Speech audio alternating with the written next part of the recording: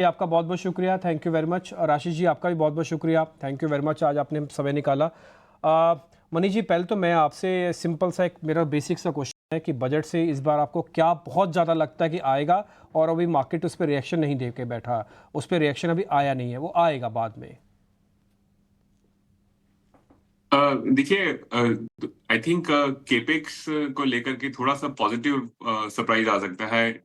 जो भी आप इकोनॉमिस्ट के एस्टिमेट्स देखें उसके बनिस्बत, क्योंकि जो 1.5 लाख करोड़ की सेविंग हुई है आरबीआई के ट्रांसफर से, और टैक्स कलेक्शन का जो रन रेट है वो बेहतर है पिछले बजट में जो प्रोजेक्ट किया था उससे, तो वहाँ एक पॉजिटिव सरप्राइज आ सकता है।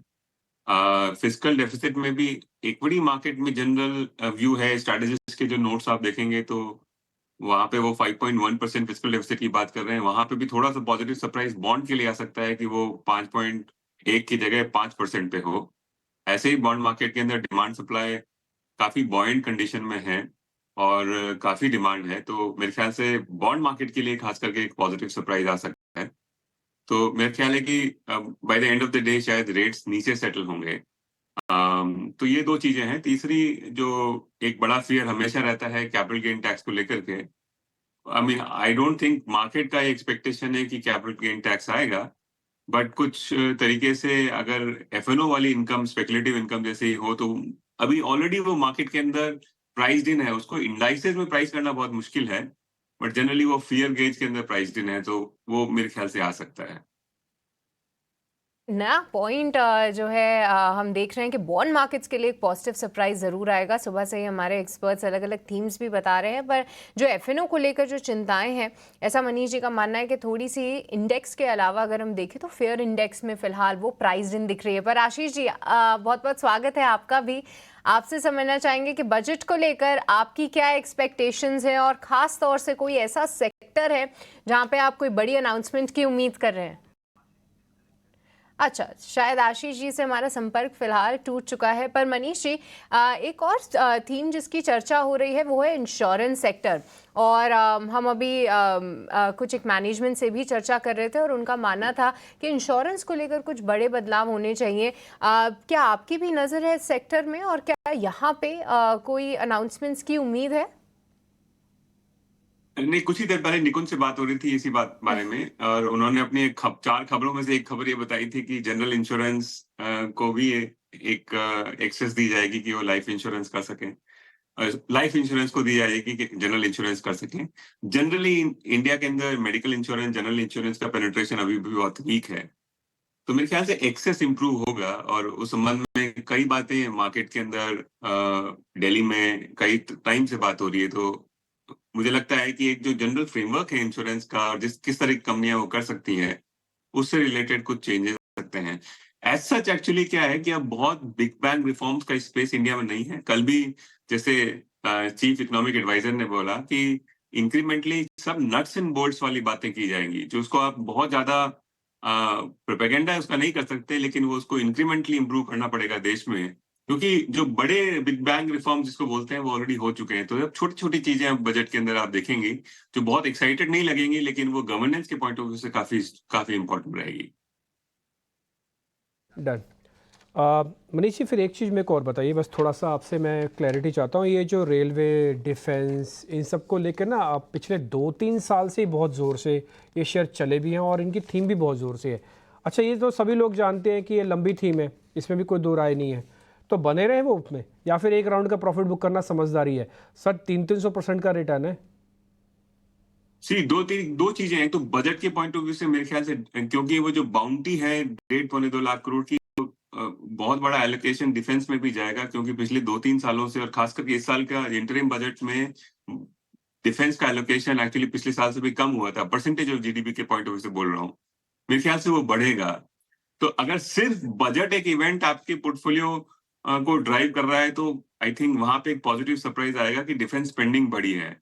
लेकिन अगर उसमें आप दूसरा वेक्टर वैल्यूएशन का लाते हैं, तो हर चीज, ये सब थीमेटिक सेक्टर्स जो बहुत अच्छा किए हैं, बहुत बहुत महंगे हैं, और इस भाव पे पॉजिटिव सरप्राइज भी आपको रिटर्न्स दे पाए, उसके चांसेस कम हैं। तो उस हिसाब से मार्केट को बहुत और इन्वेस्टर्स को बहुत केयरफुल रहना चाहिए इन सब थीम्स में।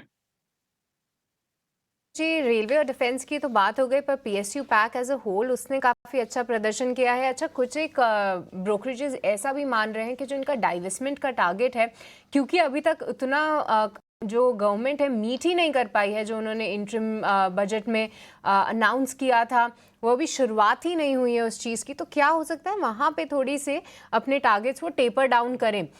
इसको लेकर क्या आपको लगता है कि पीएसयू बैंक्स में थोड़ी सी हलचल देखने को मिल सकती है, और कोई एक ऐसा सेगमेंट जहाँ पे आपको लगता है कि वैल्यूएशन सपोर्ट फिलहाल नहीं देखने को मिल रहा है? ये प्रश्न मेरे से लॉन्ग टर्म हाँ जी, जी मनीष देश जी, के लिए आपसे। जरूरत है युवाओं को एम्पावर। नो, तो actually in entire PSU sector में पीएसयू बैंक रिलेटिवली ठीक ठाक प्राइस्ड हैं, और इस भाव पे बेचने की जगह एक्चुअली गवर्नेंस इंप्रूव करके उनको बेहतर किया जा सकता है, उसको पोस्टपोन किया जा सकता है। अदरवाइज जो डिफेंस या इस तरह के सेक्टर्स है उसके अंदर पीएसयू बहुत महंगे हैं, और इस वक्त ये बहुत अच्छा रहेगा गवर्नमेंट के पॉइंट ऑफ व्यू से कि वहां डाइवर्स करे और एक्सटर्नल कैपिटल को आए, थोड़ा सा विजिलेंस इंप्रूव करे, और उन कंपनियां जिस तरह से रन करती है आरओई आरओसी के पॉइंट ऑफ व्यू से उसको इंप्रूव करे। तो मेरे ख्याल से मेरा एक सजेशन ये रहेगा, कई बार मैंने इस बारे में बताया कि हालांकि आपको जरूरत नहीं है पैसे की इस वक्त, लेकिन जब महंगा मार्केट होता है तो गवर्नमेंट को बेचना चाहिए, सो दैट जब सस्ता हो तो वो गवर्नमेंट वापस उसमें कैपिटल डला सके। जैसे 2019-20 के अंदर बहुत सारा पैसा गवर्नमेंट को डालना पड़ा था पीएसयू बैंक्स में। अब जब महंगा मार्केट है तो इस वक्त गवर्नमेंट को पैसा खींचना चाहिए, यही उसके लिए एक अच्छी चीज होगी करने की।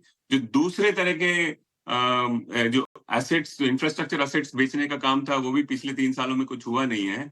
मेरे को नहीं लगता है कि जो 50-60 हजार करोड़ का टारगेट गवर्नमेंट लेके चल रही है वो हटाएगी, और कुछ न कुछ एक पाइपलाइन एस्टैब्लिश की जाएगी जिसके अंदर इस तरह की फर्म्स को मार्केट के अंदर बेचा जाए। ये गवर्नमेंट के लिए बहुत बेनिफिशियल होगा।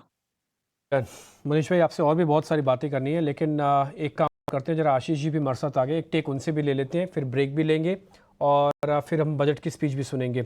आशीष भाई, बहुत बहुत शुक्रिया, thank you very much sir. बहुत ही बेसिक सा सवाल फिर से, बजट के अंदर क्या उम्मीद करें, क्या स्ट्रांग होगा, मार्केट का रिएक्शन सर उस पर? देखो, मेरे ख्याल बजट में ओवर द इयर्स वैसे ही इसकी इंपॉर्टेंस खत्म हो गई है काफी हद तक, क्योंकि ज्यादातर कंटिन्यूटी हम देख रहे हैं। बजट से आई थिंक उम्मीद यही है कि जिस तरह से मैन्युफैक्चरिंग एक तरह से फोकस है गवर्नमेंट का, और बहुत राइट फोकस है, तो मैन्युफैक्चरिंग के लिए कुछ ना कुछ या तो पीएलआई स्कीम एक्सटेंड की जाएगी या कुछ और इंसेंटिव्स दिए जाएंगे मैन्युफैक्चरिंग बढ़ाने के लिए। उस तरह से वो अच्छा रहना चाहिए मार्केट के लिए, कैपिटल गुड सेक्टर के लिए स्पेशली। और दूसरा मैं समझूंगा कि मिडिल क्लास को थोड़ी छूट देनी चाहिए टैक्स स्लैब्स में, और कुछ और राहत मिलनी चाहिए, तो वो थोड़ा अच्छा होगा मार्केट के लिए भी, और खास करके कंजम्पशन लिंक्ड स्टॉक्स के लिए। बाकी मेरे ख्याल मार्केट वैसे ही काफी अच्छे मोमेंटम में है। तो जो चीज नहीं मार्केट को सुननी वो है कैपिटल गेन टैक्स में कोई बदलाव। तो लेट्स होप उसमें कुछ ऐसा कुछ ना हो, दैट वो ही एक चीज है तो थोड़ा सेंटीमेंट खराब कर सकती है। बट ओवरऑल मैं नहीं समझता कि बहुत ज्यादा अंतर आने वाला है। जो चीज मार्केट में एक तरह से मोमेंटम सेंटीमेंट बिल्ड हुआ है, और जिस तरह से लिक्विडिटी मार्केट में आ रही है, उसमें कि बहुत ज्यादा अंतर नहीं आना चाहिए। आज के बजट के बाद आपको अगर कोई डिप मिलता है अच्छा, तो उसको बाइंग की चेष्टा करें उसमें, और अच्छे दिग्गज स्टॉक्स खास करके manufacturing linked consumption linked stocks पे आपको खास नजर रखनी चाहिए मेरे मुताबिक। बिल्कुल एग्री करता हूँ सर मैं आपकी इस बात के साथ कि कई बार क्या है, इवेंट का डिले इफेक्ट भी आता है और कई बार समय भी लग जाता है। एक